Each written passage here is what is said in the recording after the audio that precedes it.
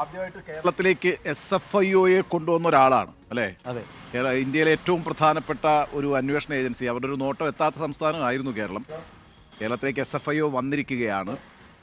SFIO വരുമ്പോൾ നോക്കൂ, interim settlement board, അത് കഴിഞ്ഞ് ROC, അതിനപ്പുറത്ത് SFIO വരുമ്പോൾ ഈ കേസിൽ എന്ത് മാറ്റം സംഭവിക്കും എന്നാണ് ഷോൺ കരുതുന്നത്?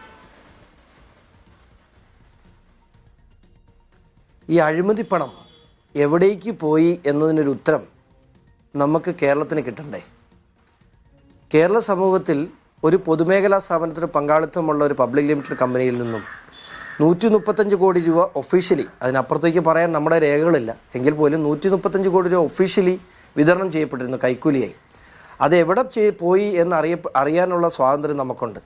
എവിടെ പോയെന്ന് മാത്രമല്ല, അതിലുപരി ആ പണം എന്തിനു നൽകി, അത് അങ്ങനെ നൽകിയിട്ടുണ്ടെങ്കിൽ അതിനുവേണ്ടി ഈ രാഷ്ട്രീയ നേതൃത്വം ആ പബ്ലിക് ലിമിറ്റഡ് CMRL എന്ന് പറയുന്ന പബ്ലിക് ലിമിറ്റഡ് കമ്പനിക്ക് ചെയ്തു കൊടുത്ത സേവനങ്ങൾ എന്താണ്? അങ്ങനെ ചെയ്തു കൊടുത്ത സേവനങ്ങൾ വഴി കേരള സംസ്ഥാനത്തിൽ എന്താണ് നഷ്ടമുണ്ടായത്? അതിനാരൊക്കെ കൂട്ടുനിന്നു? ഏതൊക്കെ ഉദ്യോഗസ്ഥരും ഏതൊക്കെ രാഷ്ട്രീയക്കാരും കൂട്ടുനിന്നു? ഇതൊക്കെ കേരളം അറിയേണ്ടതായിട്ടുണ്ട്. അല്ല, അങ്ങനെയാണെങ്കിൽ ഷോൺ ജോർജിന്റെ പരാതി എന്ന് പറയുന്നത് വീണ വിജയനല്ല, മറിച്ച് PC ജോർജിന്റെ രാഷ്ട്രീയ എതിരാളികളായിട്ടുള്ള ഉമ്മൻചാണ്ടിയാണ്, PK കുഞ്ഞാലിക്കുട്ടിയാണ്.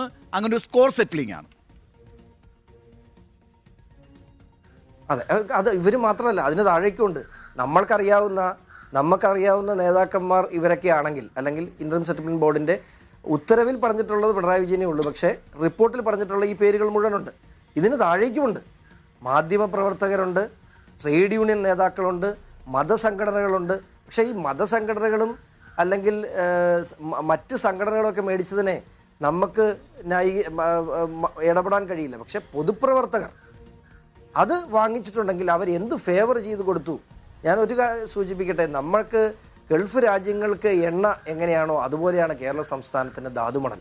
അത്രയും വലിയൊരു കഴിഞ്ഞൊരു ഇപ്പോഴല്ല 10-20 വർഷക്കാലമായി ഇതിന് പുറകിൽ പരാതിയുമായി നടക്കുന്ന നൂറുകണക്കിന് ആളുകളുണ്ട്. തോട്ടപ്പള്ളി ആ പ്രദേശത്ത് പരിസ്ഥിതി മലിനീകരണം, ശരിയാണ് ശ്രീ ഷോൺ ജോർജ്. പക്ഷേ ഇവിടെ ഇൻട്രീം സെറ്റിൽമെന്റ് ബോർഡ് 70% ഈ പറയുന്ന ആകത്തുകയുടെ, ഷോൺ നേരത്തെ ചൂണ്ടിക്കാണിച്ച ആകത്തുകയുടെ 70% ആദായ നികുതി ഇളവ് നൽകിയിട്ടുണ്ട്. മാത്രമല്ല അതിൽ പ്രോസിക്യൂഷനിൽ ഇമ്മ്യൂണിറ്റി നൽകിയിട്ടുണ്ട്. ഇന്നലെ ഞാനും അരുണും തമ്മിലുള്ള ഒരു തർക്കവും അതായിരുന്നു.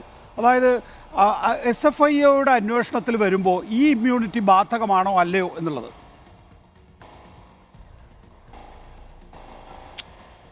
അതിന് ഞാനൊരു ഇന്നലെ ആ ചർച്ച ഞാനും കേട്ടിരുന്നു.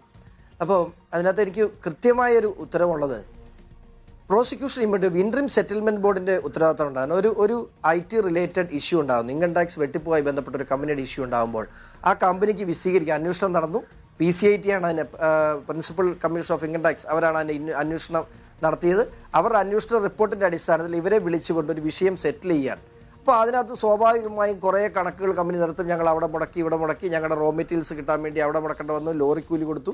അങ്ങനെ അവരുടെ സ്റ്റേറ്റ്മെൻറ്റ് നോക്കിയാൽ മനസ്സിലാക്കുക. അങ്ങനെ ഒത്തിരി മിസ്ലേനിയസ് എക്സ്പെൻഡിച്ചർ അവർ കാണിക്കാൻ ശ്രമിച്ചു. അല്ലെങ്കിൽ അതിനെല്ലാം 3 ഇരട്ടി അവർ പെനാൽറ്റി കൊടുക്കേണ്ടതായിട്ടുണ്ട്. അങ്ങനെ ഒരു 70% വേവ് ഓഫ് ചെയ്തിട്ട് പിന്നെയും പറഞ്ഞു 30%. ആ 30% എന്ന് പറഞ്ഞാൽ തന്നെ 10-45 കോടി രൂപയാണ്. എന്നിട്ട് അവരോട് ഇത് പറഞ്ഞു, അവർക്ക് നിങ്ങൾക്ക് IT റിലേറ്റഡ്, അതായത് ഇൻകം ടാക്സുമായി റിലേറ്റ് ചെയ്തിട്ടുള്ള ഒരു ഇമ്മ്യൂണിറ്റി നിങ്ങൾക്ക് നൽകുന്നുണ്ട്. എന്താണ്? നിങ്ങൾ നൽകിയ മൊഴികളെ ഒന്നും നിങ്ങൾ തിരുത്താതിരുന്നാൽ. ഇപ്പം തന്നെ ആ ഇമ്മ്യൂണിറ്റി പോയി. എന്താണെന്നറിയോ? അത് ഞങ്ങളെ ഭീഷണിപ്പെടുത്തി പറയിപ്പിച്ച മൊഴിയാണെന്ന് ഹൈക്കോടതിയിൽ ഇതിൻ്റെ chief finance officer Krishnakumar something ഉള്ള പേര് ഞാൻ മറന്നുപോയി, അദ്ദേഹം ഫയൽ ചെയ്തിട്ടുള്ള അഫിഡവിറ്റിൽ സുരേഷ് കുമാറാണ് ആ അഫിഡവിറ്റിൽ, അതെ അദ്ദേഹത്തിൻ്റെ പേര് ഞാൻ പറഞ്ഞത്, ക്ഷമിക്കണം. അദ്ദേഹം ROCക്ക് ഫയൽ ചെയ്തിട്ടുള്ള അഫിഡവിറ്റിലും ഹൈക്കോടതിയിൽ ഫയൽ ചെയ്തിട്ടുള്ള കൗണ്ടറിലും ഇത് ഞങ്ങളെ ഭീഷണിപ്പെടുത്തി ഞങ്ങളുടെ കമ്പനിയുടെ ഇടപാടുകളുമായി ബന്ധമില്ലാത്ത, കമ്പനിയെക്കുറിച്ച് അറിയാൻ മേലാത്ത ഉദ്യോഗസ്ഥർ കൊടുത്ത മൊഴിയാണെന്നും ഞങ്ങൾക്ക് ഇതിനകത്ത് ബന്ധമില്ലെന്നും പറഞ്ഞപ്പോൾ തന്നെ കമ്പനീസ് ആക്ട് പ്രകാരം ആ ഇമ്മ്യൂണിറ്റി പോയി. അല്ലേ തന്നെ ഇമ്മ്യൂണിറ്റി എന്തിനാണുള്ളത്? IT റിലേറ്റഡ് മാറ്റർ, ഇൻകം ടാക്സുമായി ബന്ധപ്പെട്ട് ഇനി ഒരു പുതിയ ഫൈൻ ഇതുമായി റിലേറ്റ് ചെയ്ത് CMRL മാത്രം നമ്മൾ ശ്രദ്ധിക്കേണ്ടത്, CMRL മാത്രം വരാതിരിക്കാൻ വേണ്ടിയാണ് ആ ഇമ്മ്യൂണിറ്റി പോയി. ഷോൺ ജോർജ് നോക്കൂ, ഈ കേസ്